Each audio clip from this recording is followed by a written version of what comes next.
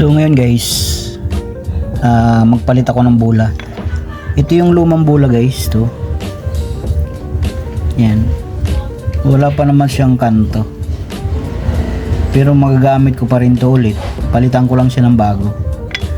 Itatabi ko lang to siya guys. Yan, wala pang kanto siya eh. So goods pa din to. Nagpalit ako ng bago mga kadiya ito. Parehas lang to sila, 15 grams guys. Stock lang itong ginagamit ko, hindi ko pwede sana may mga makabili sana ako ng 13. Parehas lang to sila. Ayan ito.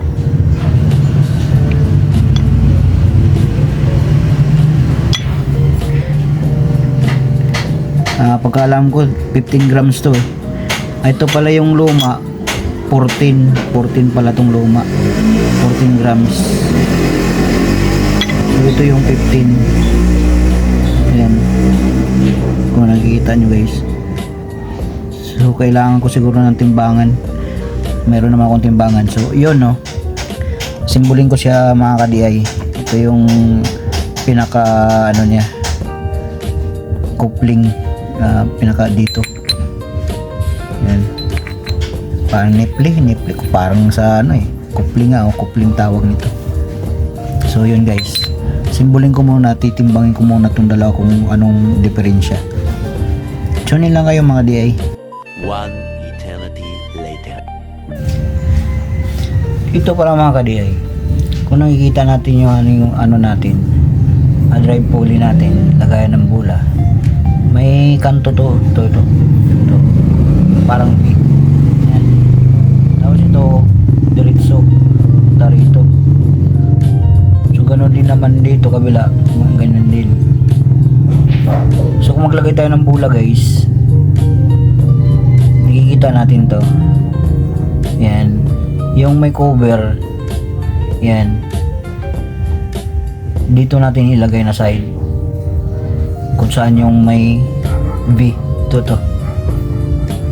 Ang purpose para hindi siya babangga dito kung halimbawa yung bula, safe siya dahil walang butas siya. Dahil pag ito yung butas ilagay natin dito, baka sasabit dito guys. So kung maglagay na tayo dito, itong may cover, ito tulad nito. Pero mayroon naman kasi mga bula na walang ganito, butas lang diretso. Pero makikita mo may parang medyo malalim yung pinaka parang bakal niya, tapos dito yung rubber na tulad ng ganito, parang lumitaw itong side na to. Yun yung pang dito. Pero ito ibang klaseng bula to na may cover dito sa likod. Sa pang Honda Beat talaga to.